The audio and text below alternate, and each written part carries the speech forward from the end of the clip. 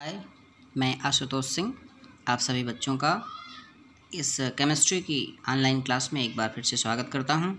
और आज एक नए टॉपिक के साथ, जो कि आपका एक प्रमुख स्टेप है धातुकर्म प्रक्रिया का, और उसका नाम है प्रगलन स्मेल्टिंग।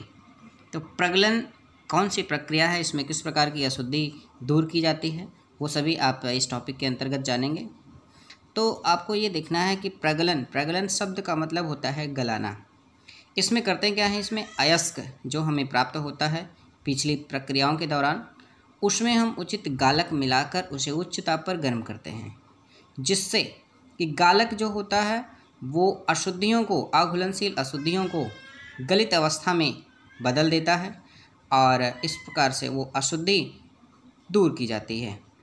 गालक जो पदार्थ होता है वह अशुद्धियों को गलाने के लिए यूज किया जाता है। जैसे कि पिछले एग्जाम्पल में आप देखे थे कि कॉपर पाइराइट का भर्जन किया गया था, तो कॉपर पाइराइट के भर्जन से हमें ये भर्जित अयस्क प्राप्त होता है और इसमें हम गालक मिलाते हैं कोक और सिलिका।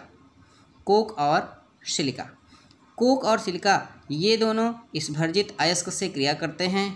कोक जो है वो इस क्यूप्रस ऑक्साइड से और सिलिका फेरस ऑक्साइड से क्रिया करके गलित धातु और फेरस सिलिकेट जो कि धातुमल के रूप में, अशुद्धियों के रूप में प्राप्त हो जाता है तथा कार्बन डाइऑक्साइड गैस मुक्त हो जाती है। तो यह प्रक्रिया क्या है कि अयस्क में उचित गालक मिलाकर उच्च ताप पर गर्म करने की प्रक्रिया को प्रगलन कहते हैं। इस प्रक्रिया में हम अघुलनशील अशुद्धियों को दूर करते हैं। और इस प्रगलन प्रक्रिया के बाद आपका अगला टॉपिक आता है सिंटरन। अगला टॉपिक क्या है?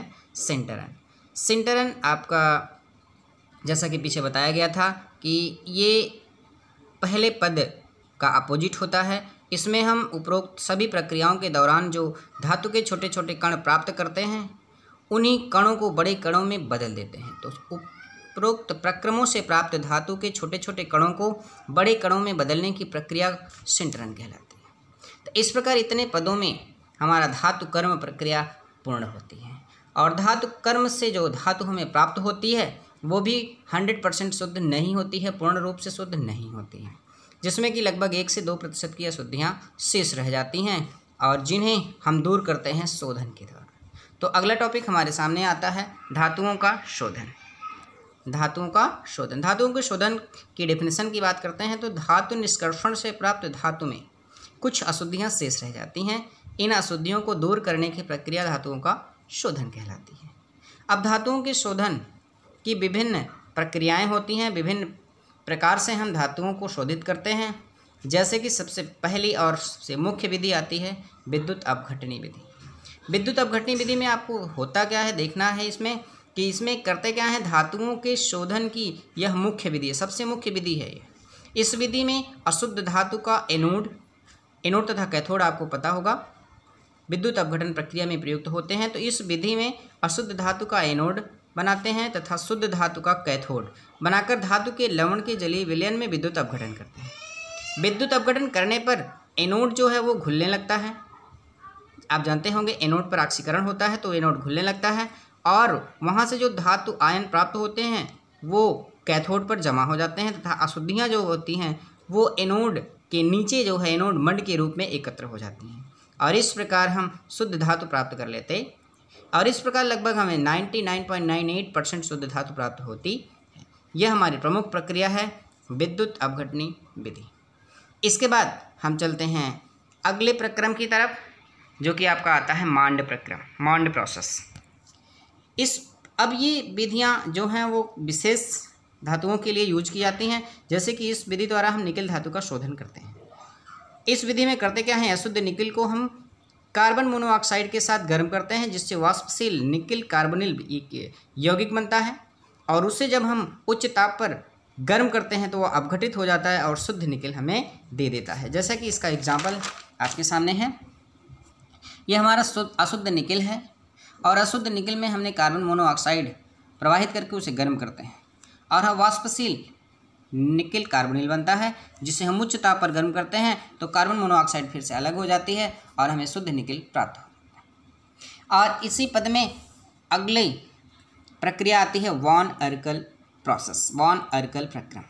इसमें भी हम आपको बताएं तो इस प्रक्रम को आयोडीन शोधन विधि भी कहते हैं, क्योंकि आयोडीन के द्वारा हम शोधित करते हैं धातु को। इस विधि द्वारा हम टाइटेनियम तथा जर्कोनियम धातुओं का शोधन करते हैं।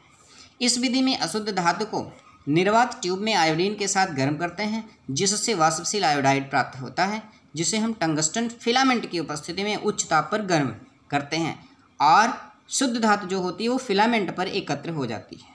जैसे कि उदाहरण आपके सामने है शुद्ध धातु, ये हमारा अशुद्ध धातु है,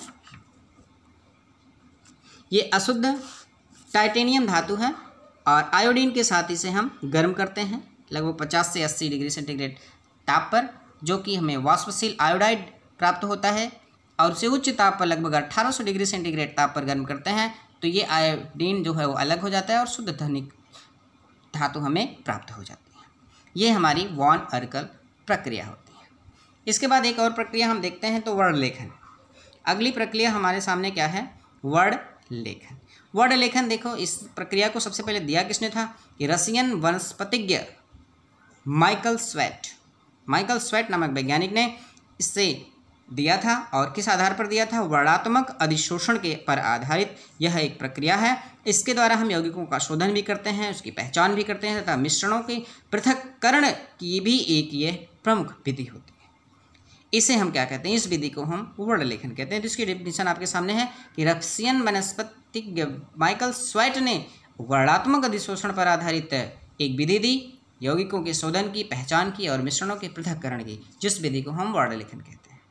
इस विधि में होता क्या है? अशुद्ध पदार्थ को, जो भी हमें अशुद्ध धातु प्राप्त होती है या कोई भी मिश्रण प्राप्त होता है, उस पदार्थ को हम उचित विलायक में घोलकर, उचित विलायक का मतलब क्या हुआ कि जिसमें आसानी से घुल जाए, और बिंदुपाती फनल की सहायता से, कीप की सहायता से एक अधिशोषण स्तंभ में डालते हैं, जहाँ होता क्या है? पदार्थ के अवयव जो होते हैं, अशुद्धियाँ प्लस धातु शुद्ध जो होती हैं, सभी अवयव उस स्तंभ में अधिशोषित हो जाते हैं, उसके शीर्ष भाग में अधिशोषित हो जाते हैं।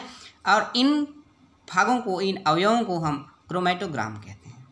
अब आगे क्या करते हैं? इस स्तंभ में हम उचित अभिकर्मक डालते हैं, उचित अभिकर्मक डालते हैं जो कि करता क्या है? अवयवों को निक्षालित करता है, उसे अलग करता है। अवयवों को अधिशोषक स्तंभ से अलग करके हम उन्हें पुनः अलग अलग प्राप्त कर लेते हैं और यह प्रक्रिया निक्षालन कहलाती है।